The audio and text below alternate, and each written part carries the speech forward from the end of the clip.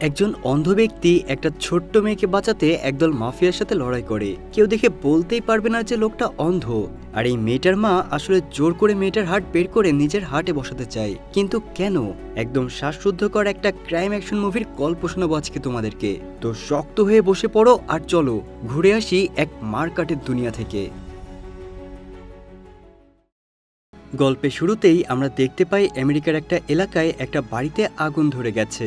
আর বাড়ি থেকে একটা ছোট্ট মেয়ে কোনোভাবে নিজের জীবন বাঁচিয়ে পালিয়ে বাইরে আসে, কিন্তু বাইরে এসে সেখানে অজ্ঞান হয়ে পড়ে যায়। এরপর আমরা দেখতে পাই প্রায় ৮ বছর পরের ঘটনা, যেখানে ওই মেয়েটি এখন অনেক বড় হয়ে গেছে আর সে জঙ্গলের মধ্য দিয়ে দৌড়ে বেড়াচ্ছে। তাকে দেখে বোঝা যাচ্ছিল সে কিছু একটা থেকে পালাচ্ছে। আর ঠিক তখনই আমরা তার পেছনে একটা হিংস্র কুকুরকে দৌড়ে আসতে দেখি। সে যখন কুকুরটা থেকে লুকানোর জন্য এক জায়গায় আশ্রয় নেয়, তখনই পেছন থেকে একটা লোক এসে তার মুখ চেপে ধরে। এই লোকটার নাম নরম্যান। কি দেখে মনে হচ্ছিল মেয়েটা হয়তো এই লোকটার থেকে পালাচ্ছে, তাই না? কিন্তু না, আসলে নরম্যান তার মেয়ে ফিনিক্সকে ট্রেনিং দিচ্ছিল। কিন্তু কিসের জন্য ট্রেনিং?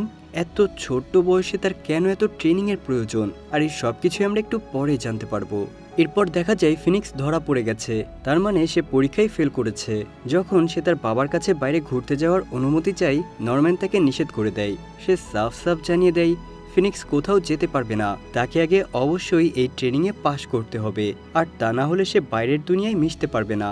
আসলে নরম্যান মনে করে বাইরের দুনিয়াটা অনেক বেশি কঠিন আর বিপজ্জনক, তাই সে তার মেয়েকে আগে থেকেই প্রস্তুত করতে চায়। নরম্যান নিজেই আসলে একজন অন্ধ, কিন্তু তার বাকি ইন্দ্রিয়গুলো অনেক ভালো কাজ করে।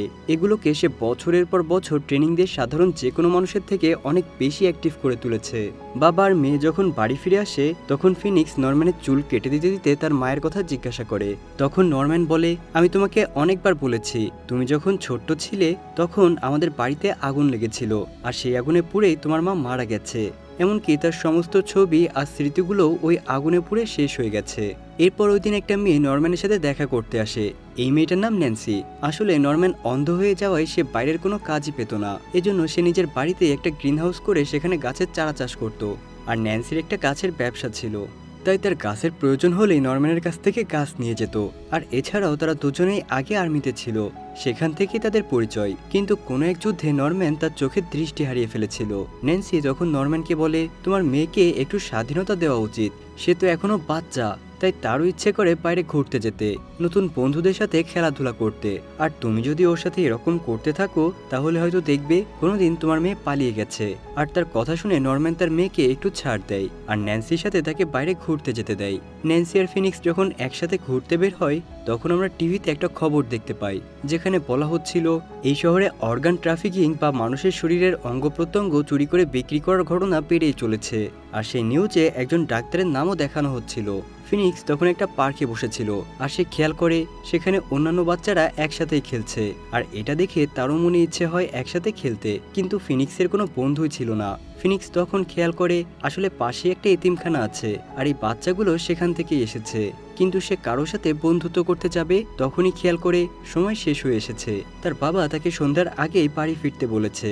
কিন্তু ফিনিক্স তখন ন্যান্সিকে বলে সে একটু ওয়াশরুমে যাবে। আর ওয়াশরুম থেকে বের হওয়ার পর সে ভেতরে একজন লোককে দাঁড়িয়ে থাকতে দেখে। লোকটা তার দিকে তাকিয়েছিল। লোকটা বলে তার নাম রায়ান, কিন্তু ফিনিক্সের সাথে ছিল তার বাবা সেই কুকুরটা। তো লোকটা কুকুরটাকে দেখে আর বেশি কথা বাড়ায় না। তারপর ফিনিক্স আর ন্যান্সি গাড়িতে করে বাড়ির দিকে রওনা দেয়। তখন রায়ানকে দেখা যায় আরো কিছু লোকের সাথে তাদেরকে ফলো করছে।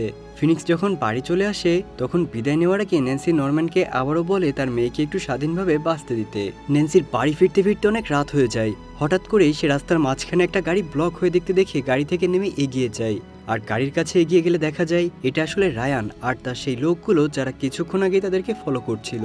ন্যান্সি তাদেরকে বলে গাড়িটা সরিয়ে নিতে, কারণ তাদের কারণে ন্যান্সি তার গাড়ি নিয়ে যেতে পারছিল না। তারপর ন্যান্সি যখন তার গাড়ি নিয়ে সেখান থেকে পার হতে যাচ্ছিল, ঠিক তখনই জিম্বক নামের একজন লোক ন্যান্সির উপরে আক্রমণ করে বসে আর হাতুড়ি দিয়ে তাকে অনেক নির্মমভাবে হত্যা করে। অন্যদিকে তখন রাতে নরম্যান আর তার মেয়ের মধ্যে কথা হচ্ছিল। ফিনিক্স তখন তার বাবাকে বলে, আমার কিছু বন্ধু প্রয়োজন, কারণ আর সব স্বাভাবিক বাচ্চাদের মতো আমিও তাদের সাথে মিশতে চায়। ঠিক তখন তাদের সেই কুকুরটা, যার নাম শ্যাডো, সে অদ্ভুত আওয়াজ শুনতে পায়।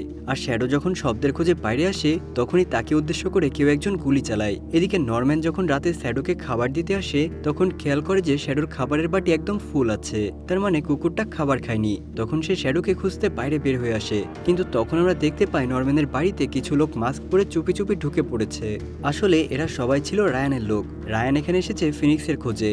ফিনিক্স যখন উপরে একা একা তার রুমে বসেছিল সে হঠাৎ করে নিচে কিছু একটা শব্দ শুনতে পায়, আর শব্দ শুনে সে বুঝতে পারে এটা তার বাবা না, তাই সে খাটের নিচে লুকিয়ে পড়ে। আর ওই লোকগুলো তখন সারা বাড়িতে তল্লাশি করতে থাকে ফিনিক্সের খোঁজে।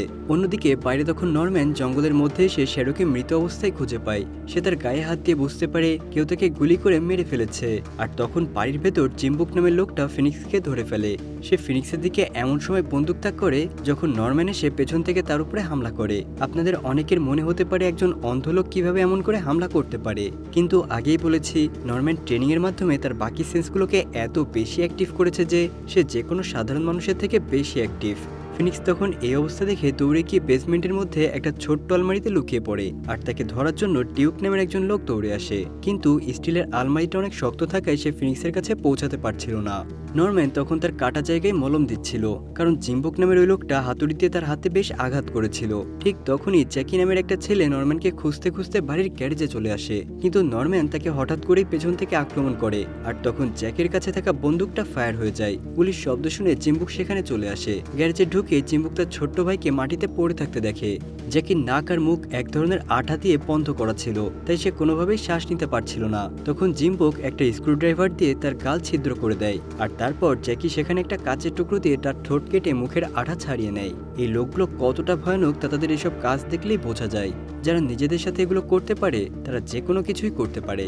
ফিনিক্স তখনও সেই লকারের দরজা বন্ধ করে সেখানে লুকিয়েছিল, আর তাকে বের করতে ডিউক তখন একটা পানির পাইপ দিয়ে সেটার মধ্যে পানি ঢালতে শুরু করে। আর যাতে ফিনিক্স সেখান থেকে বের হয়ে আসে সেজন্য সে একটা ইলেকট্রনিক তার নিয়ে তার উপর দিয়ে ঝুলিয়ে দেয়। আর তখন ফিনিক্সকে বাঁচাতে নরম্যান সেখানে চলে আসে। সে বেসমেন্টে ঢুকে সেই বেসমেন্টের দরজা বন্ধ করে দেয় যাতে বাইরে থেকে কেউ ভিতরে আসতে না পারে। আর এবার ডিউক আর তার সাথে সামনাসামনি লড়াই হয়। মারামারির এক ফাঁকে নরম্যান বুদ্ধি করে সেই ইলেকট্রিকের তারটা ফিনিক্সের থেকে দূরে সরিয়ে দেয়। তারপর সে আবারও মারামারির সময় সেখানে থাকা গ্যাস সিলিন্ডারটা খুলে দেয়। তারপর ডিউক যখন তার দিকে এগিয়ে আসছিল তখন সেই কারেন্টের তারটা দিয়ে এক ধরনের স্পার্ক তৈরি করে আগুন চালিয়ে দেয়। আর আগে থেকেই পুরো রুমটা গ্যাসে ভরে থাকার কারণে একটা বিশাল বিস্ফোরণ হয়, আর এই বিস্ফোরণে ডিউক আগুনে পুড়ে মারা যায়। নরম্যান তখন সময় মতোই সে ফিনিক্সকে বাঁচিয়ে নেয়। আর ঠিক তখনই এই গুন্ডাগুলোর লিডার রায়ান সেখানে চলে আসে। লিডার আসায় সবার মধ্যে অন্যরকম একটা জোর চলে আসে, তাই তারা এবার সাহস করে বেসমেন্টের দরজা ভেঙে ভেতরে ঢোকে। কিন্তু সেখানে ঢুকে তারা দেখতে পায় ডিউকের ঝলসানো লাশটা পড়ে আছে। তারা বুঝতে পারে নরম্যান অনেক আগেই ফিনিক্সকে নিয়ে এখান থেকে বের হয়ে গেছে। তারপর তারা সারা বাড়িতে খুঁজতে খুঁজতে সেই গ্রিন হাউসে চলে আসে, আর এখানেই নরম্যান আর ফিনিক্স লুকিয়েছিল। রায়ান তখন খোঁজার সময় ফিনিক্সকে উদ্দেশ্য করে চিৎকার করে বলতে থাকে, তুমি যাকে নিজের বাবা ভাবছো আসলে সে তোমার বাবা না, আর এতদিন ধরে ওই লোকটা তোমাকে যা যা বলেছে সবই মিথ্যা। রায়ানের কথাগুলো শুনে নরম্যান আর নিজেকে কন্ট্রোল করতে না পেরে বের হয়ে আসে আর তাদের উপর আক্রমণ করে বসে। কিন্তু এবার রায়ানের দল সংখ্যায় ভারী ছিল, তাই তারা নরম্যানকে ধরে ফেলে। আর রায়ান তখন ফিনিক্সের সামনে সে তাকে 8 বছর আগের কথা বলতে শুরু করে। গল্পের শুরুতে দেখা সেই দৃশ্যটার কথা মনে আছে তো তোমাদের? একটা বাড়িতে আগুন লেগেছিল আর সেখান থেকে একটা বাচ্চা মেয়ে বের হয়ে জ্ঞান হারিয়ে ফেলেছিল। আসলে ওই আগুন ধরা বাড়িটা ছিল রায়ানের, আর সেই ফিনিক্সের আসল পিতা। রাস্তায় অজ্ঞান হয়ে পড়ে থাকতে দেখে নরম্যান ফিনিক্সকে তার সাথে করে বাসায় নিয়ে এসেছিল, আর সে নিজেই ফিনিক্সকে বড় করতে থাকে। কিন্তু সে কখনো বলেনি যে আসলে সে তার বাবা না।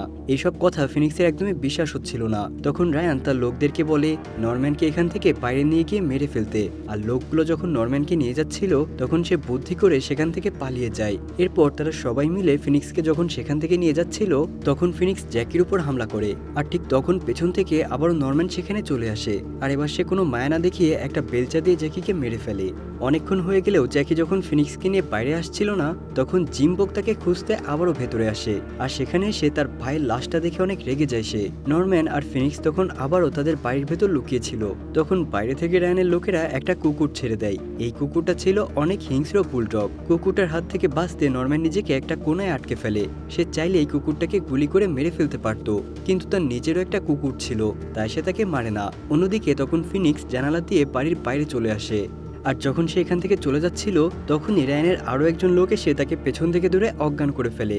আর ফিনিক্সকে পেয়ে রায়ান এবার নরম্যানকে ভেতরে রেখে বাড়িতে আগুন ধরিয়ে দেয়। দেখতে দেখতে পুরো বাড়িতে আগুন ছড়িয়ে পড়ে। তারপর তারা সবাই ফিনিক্সকে নিয়ে সেখান থেকে চলে আসে। অন্যদিকে বাড়ির ভেতরে আটকে পড়া নরম্যান চাইলেই নিজেকে বাঁচাতে পারত, কিন্তু সে আগে ওই কুকুরটাকে বাঁচায় আর তারপর কোনো মতে নিজের জীবন বাঁচিয়ে সে বাইরে চলে আসে। এদিকে রায়ান তখন ফিনিক্সকে নিয়ে তাদের বাড়িতে চলে এসেছে। আর ফিনিক্সের যখন জ্ঞান ফিরে তখন সে তার সামনে রায়ানকে দেখতে পায়। আর রায়ান তখন ফিনিক্সকে নরম্যানের নামে অনেক বাজে বাজে কথা বলতে থাকে। আর সে আরও বলে এখন থেকে ফিনিক্স পুরোপুরি স্বাধীন, তাই সে যখন চাইবে বাড়ির বাইরে যেতে পারবে। আর এই কথা শুনে ফিনিক্স তখন বলে আমি এই বাড়িতে থাকতে চাই না। এটা বলেই সে বাড়ি থেকে বের হয়ে যাচ্ছিল।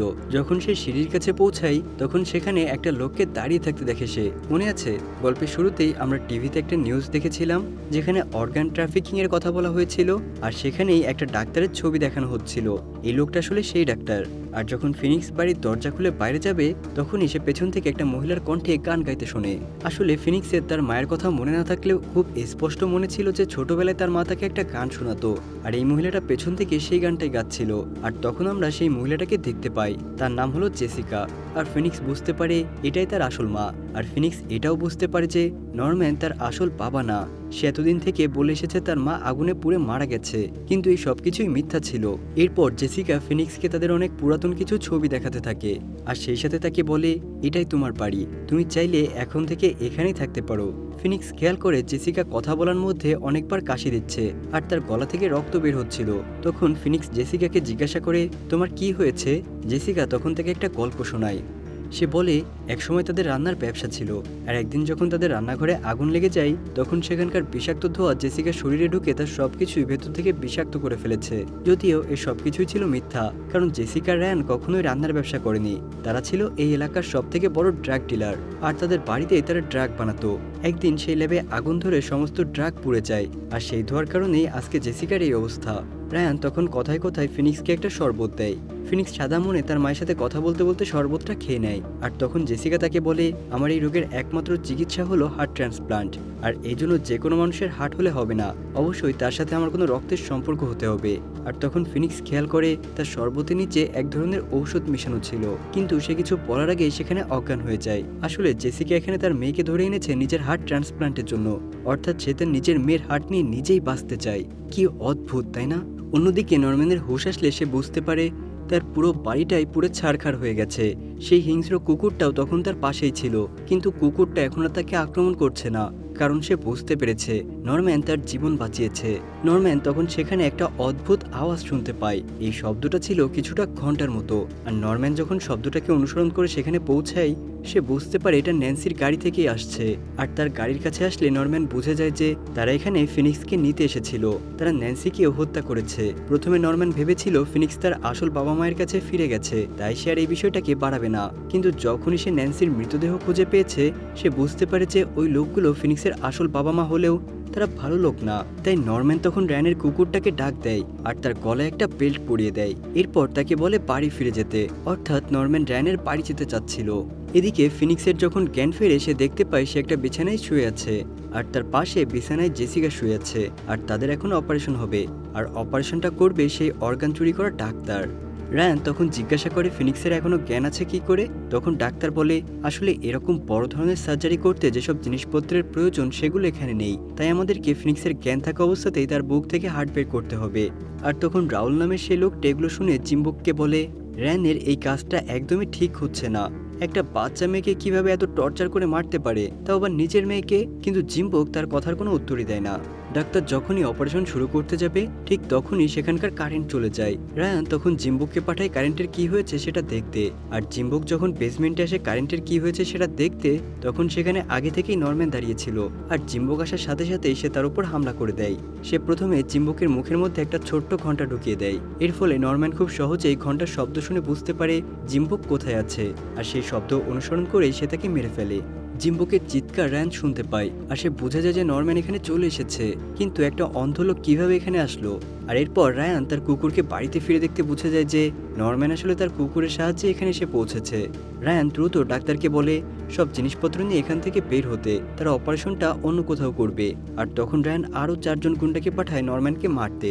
তারা বেসমেন্ট এসে দেখে চারিদিকে পানি জমে আছে আর মাঝখানে নরম্যান মরার মতো পড়ে আছে।